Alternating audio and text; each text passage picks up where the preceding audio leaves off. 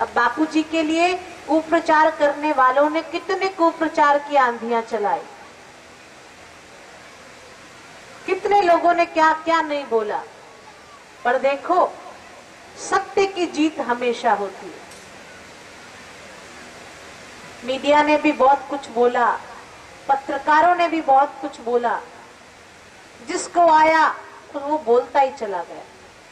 पर चांद पे थूकने वाले अपना मुंह खुद खराब कर लेते। उल्लू कहता है कि सूर्य नहीं है, तो इसका मतलब ये थोड़ी कि सूर्य नहीं है। सूर्य के अस्तित्व को उल्लू माने कि नहीं माने, सूर्य का अस्तित्व नहीं मिटता। आप 2 दिन से यहाँ कथा में आ रहे हैं, आपको ऐसा लगता है, ऐसा कहीं लग रहा है कि आपके ऊपर कोई सम्मोहन हो रहा है? लग रहा है क्या? बोलो, लगता है क्या? नहीं लगता। हमें आश्रम में रहते हुए 14 साल हो गए। इन 14 सालों में जो हमें हमारे गुरु पिता से, हमारी गुरु माँ से जो स्नेह मिला ना, वो 20 साल में हमारी माँ बाप ने भी हमको नहीं दिया। हमें क्या चाहिए क्या नहीं चाहिए, छोटी छोटी बातों का भी ध्यान। लोग कहते हैं कि बापूजी के आश्रमों में तंत्र मंत्र सिखाया जाता है। नहीं, मेरे बापू के पास तो केवल प्रेम का वशीकरण मंत्र है और कुछ भी नहीं है।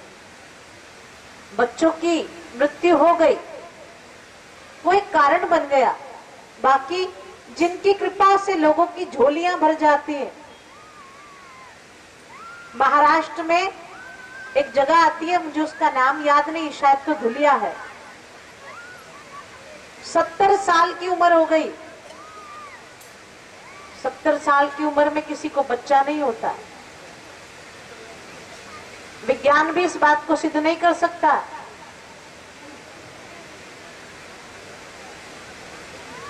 बापूजी की सेवा में थे, बापूजी खुश हो गए। बापूजी ने कहा, अरे तुम्हारी सेवा से बड़ा खुश हूं, बोलो क्या मांगते हो? बोले नहीं, कुछ नहीं चाहिए, सब कुछ है आपकी कृपा से। बापूजी ने बहुत बार आग्रह किया तो वो साधक कहने लगे कि बापूजी मेरे घर में संतान नहीं है। तो बापूजी ने एक फल दिया और बापूजी ने कहा कि तू चिंता मत कर,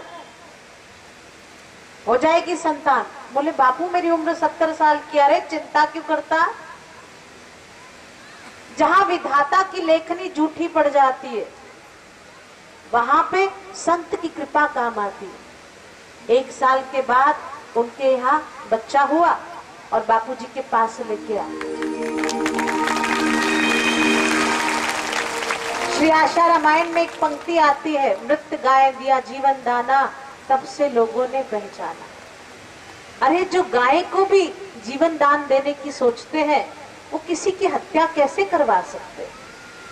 दुनिया में कितने लोग मर रहे हैं, किसी को कोई चिंता नहीं, पर आश्रम में 2 बच्चे मर गए, उसका कारण पूज्य बापूजी को ठहरा दिया? नहीं, ये गलत है, एकदम गलत है। भगवान के भजन की मस्ती पिलाने वाले किसी का बुरा नहीं चाहते, किसी का बुरा नहीं चाहते। माँ कभी अपने बच्चे को मारती नहीं है। कोई माँ ऐसी माँ नहीं होगी, माँ बेटे का इस जग में बड़ा है निर्मल नाता, पूत कपूत कहलाता, पर माता ना सुनी कुमाता। शिष्यों ने गद्दारी की है, गुरु ने कभी किसी से गद्दारी नहीं की। बापूजी तो पार ब्रह्म की मस्ती में रहने वाले, वो किसी के जीवन को कैसे ले सकते हैं? जिन्होंने कितनों को जीवन दान दे दिया, कितनों को जीवन दान दिया। हमारे आंखों के सामने, हम भोपाल से आ रहे थे, पूज्य बापूजी के सत्संग से आ रहे थे, आज से 2 साल पहले की बात है। पूज्य बापूजी के सत्संग से हम आ रहे थे, हमारे साथ एक और बहन भी थी। हम पानीपत स्टेशन पे उतरे, हमने उस बहन से कहा कि आप चंडीगढ़ चले जाओ, हम यहाँ का काम पूरा करके आ जाएंगे। बहन कहने लगी नहीं नहीं, मैं भी यहीं पे उतर जाती हूँ। जितनी देर में वो उतरती ट्रेन चल पड़ी। अब ट्रेन जब चलती है, ऐसे तो चलती ट्रेन से उतरना नहीं चाहिए, पर उतरना पड़ रहा हो गलती से, तो जिस तरफ ट्रेन की दिशा जाती है ना, जिस दिशा में वो जा रही है उस तरफ मुंह करके उतरना चाहिए। ऐसे तो चलती ट्रेन से कभी मत उतरो भैया, देर भली दुर्घटना से। तो वो बहन उतर रही थी, थोड़ा नींद में थी, क्योंकि सुबह सुबह पानीपत का स्टेशन आया और ट्रेन चल पड़ी। एक्सप्रेस ट्रेन थी, ट्रेन ने अपनी स्पीड पकड़ी और वो बहन लटक गई। ऐसी लटकी, अगर छूटती तो टुकड़े टुकड़े हो जाते, टुकड़ा भी नहीं मिलता। ट्रेन की दुर्घटना में किस तरह से शरीर की हालत होती है वो सब जानते। पर काल ने जैसे अपना पंजा मारा हो, पर गुरु ने अपना हाथ दे दिया काल को कि तू कहां लेके जा रहा। वो ट्रेन तो चली गई, ट्रेन चली गई, पर बहन को कुछ भी नहीं हुआ। वहां पे खड़े हुए सब लोगों ने कहा कि लगता है आपके साथ तो कोई दिव्य शक्ति है, भगवान की असीम कृपा है, इतना बड़ी दुर्घटना होने से बच गई। लटकती हुई वो बहन बच गई, चलती ट्रेन से कुछ भी नहीं हुआ, यहाँ तक कि एक बाल पे भी खरोंच नहीं आई। बाल विबाका कर ना सके जो जग बैरी हो। और वो बहन अभी भी आपके करौली के यहाँ सत्संग में बैठी हुई। आप रोज उस बहन की आवाज भी सुनते हैं। हमारे साथ सेवा में जो बहन है, आश्रम में रहती है, आश्रम की साध्वी है, वो बहन, उन्हीं के साथ ये दुर्घटना हुई।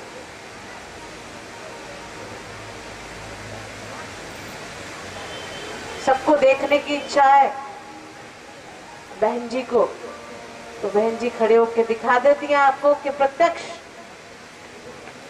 बापू जी का दिया हुआ जीवन दान। ये तो मीडिया वाले नहीं दिखाते हैं। ऐसा दिखाते हैं कि मीडिया वाले दिखाते हैं क्या? ऐसा नहीं दिखाते हैं मीडिया वाले। बापू जी के आश्रम में छिपकली भी मर जाएगी ना, वो भी आ जाएगा। अरे भैया, अपने अंतर की आंखों को खोलो। पहले अंग्रेजों ने हमारे घर में आके हमें मारा है, अब वो कूटनीति से हमें और घायल करना चाहते हैं, हमारी संस्कृति को मिटाना चाहते हैं। अब तो जाग जाओ, कब तक गुलामी की जंजीरों में जकड़े रहोगे?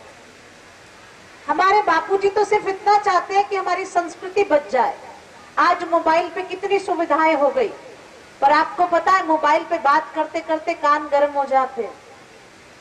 कंपनी वालों ने छूट दे दी। क्या छूट दी? रात को 11 बजे से 8 बजे तक फ्री में बात करो और मुंह काला करो। देखो बच्चे पूरी पूरी रात क्या करते हैं। इसका विरोध तो कोई सरकार नहीं कर रही है। और आश्रम में आके हमारे सामने की बात है, आश्रम के भाइयों पे कैसे अत्याचार हुआ, सरकार ने किया। अब किसी का नाम क्या लेना? पुलिस वालों ने कैसे मारा आश्रम के निर्दोष भाइयों को। 30 इधर खड़े हैं, 30 इधर खड़े हैं, चल जा भाई बाथरूम करने जा, और जोर जोर से लाठियां मारनी शुरू। एक के बाद एक डंडा, एक के बाद एक डंडा, पर किसी ने उफ तक नहीं की। ऐसा तो मीडिया ने नहीं दिखाया। क्या दिखाया? नहीं दिखाया। ये तो सबको नहीं पता कि आश्रम में कितनी तोड़ फोड़ की गई। जहां पे भगवान का भजन किया जाता है, वहां पे तोड़ फोड़ का काम क्या ठीक है? बताइए आप मुझे। किसी निर्दोष को मारा गया, भाई माला कर रहा है, उसको बालों से खींच के डंडे मारे गए, क्या ये ठीक है? सीबीआई ने भी क्लीन चिट दे दी 2-2 बार। उसके बाद क्या प्रमाण चाहिए? संत के ऊपर जिन्होंने दोष लगाया, भगवान सब कुछ सहन करते हैं, पर अपने संत पे, अपने भक्त पे कोई कलंक सहन नहीं करते। और आज देखो, जिन्होंने कलंक लगाया था आश्रम पे, उनकी हालत क्या है, जेल में पड़े। वह घोरी बाबा, वैदराज कहां पे? अरे पागल होके घूम रहे हैं, जेल में पड़े हैं। पर हमारे बापूजी का तो देखो, सत्य को प्रमाण की आवश्यकता नहीं। आज तो बापूजी के द्वार से एक दासी आई है, फिर भी आप कितनी देर तक बैठ के सुनते हैं, इंतजार करते हैं। एक नन्ही सी किरण आई तो आप में से कोई भी ऐसा नहीं होगा जो निहाल नहीं हुआ होगा। बिना कारण से तो यहाँ नहीं बैठे, पैसे देके तो नहीं बिठाया गया आपको, अपनी मर्जी से बैठे हो, प्रेम की खातिर बैठे हो, कुछ पाने के लिए बैठे हो। तो भैया अपने पास तो अपना कुछ भी नहीं है, जो माल है मेरे बापू का है।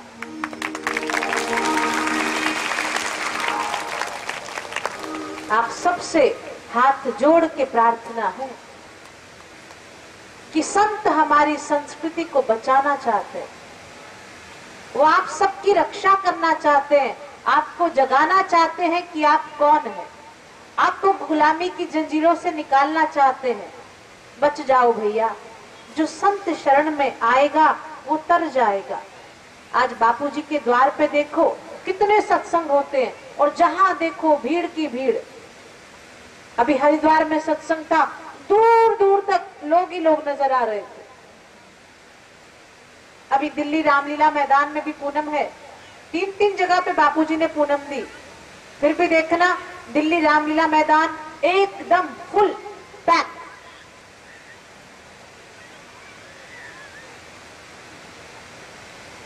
तो क्या वहां पे किसी को पैसे देके बिठाया जाता?